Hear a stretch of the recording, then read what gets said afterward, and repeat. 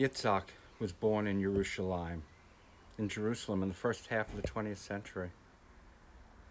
His parents had escaped Eastern Europe in the earlier parts of the 20th century, and they settled in Jerusalem, and they had Yitzhak.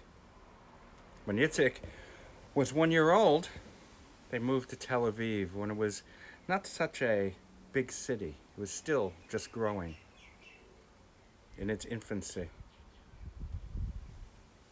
I imagine Yitzhak was like any other child. He was bright and he was curious. He played with his friends and he was a born leader. And his friends and everyone around him looked up to him. He was fascinated by the desert. He was fascinated by how in the kibbutzim, in Haaretz, the people were taking the desert, which was very, very dry, and making things grow in a great miracle. And he decided that's what he wanted to do. All through growing up, his dream was to make things grow and make his country, Israel, come alive, the earth come alive.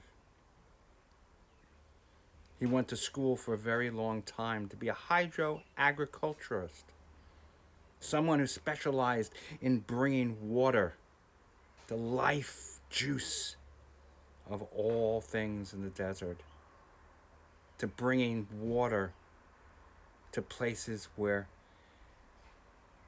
we could grow things and be able to feed our families and our young nation. And he fought in the army in our War of Independence in 1948. And he was so proud when we had a new state and a new nation. He always loved to have things grow, and that was his dream. And one of the things he made grow was Israel. He became more and more in places of responsibility in the IDF, the army. And he was in charge of the army during the 1967 war, where we finally reunited Jerusalem, our old capital, and made it the center of the Jewish world. And more than anything else, he wanted peace. And he became prime minister of Israel. This Yitzhak. And more than anything else, he worked for peace because he had seen Christians and Muslims and Jews all working together in Israel, and how that was a possibility no matter how much a miracle it would have seemed to be. He believed in miracles because that is what being an Israeli is, to believe in the common day life of miracles. So he brought peace to a lot of places in the area. And he was working for peace.